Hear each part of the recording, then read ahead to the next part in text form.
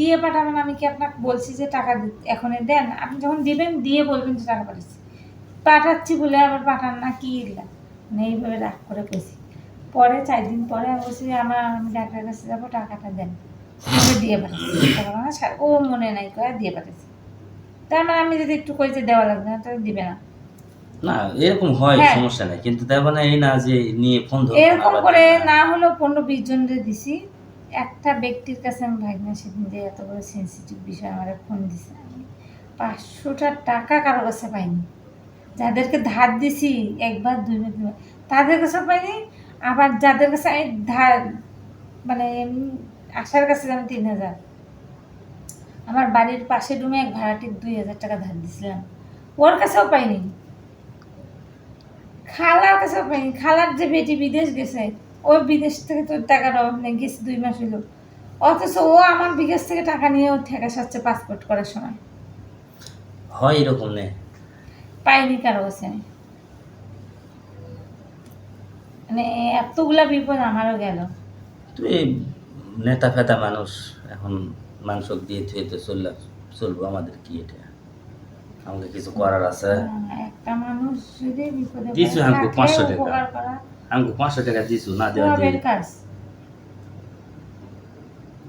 ওই 300 টাকা ভুল করে অন্য নাম্বারে গেলে ওই 500 এত টাকাই দিল। দিলই না। তাই বলে কি ওর আচ্ছা ভালো ভাই। আছে? সারা জীবন ধাওয়াগিরি করে খাওয়া লাগে। আচ্ছা ভাইয়া শুনুন, ওই টাকাটা আমি আরিয়ানরে সেন্ড করতে গেলাম, আরিয়ান ভুল নাম্বারের জন্য সেন্ড হয়ে গেল।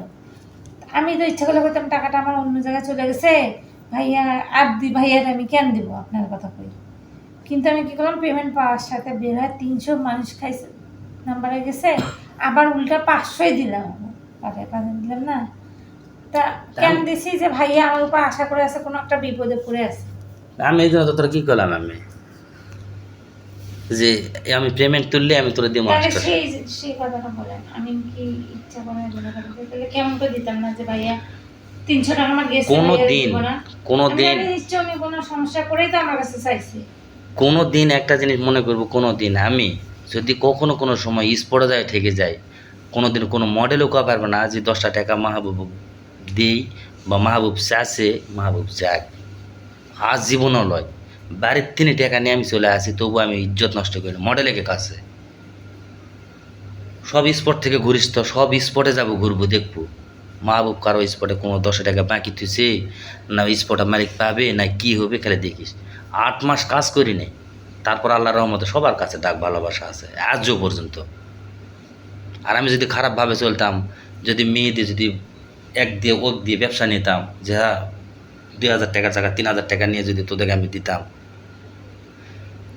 এই নাম কয়দিন থাকতো? মাহবুব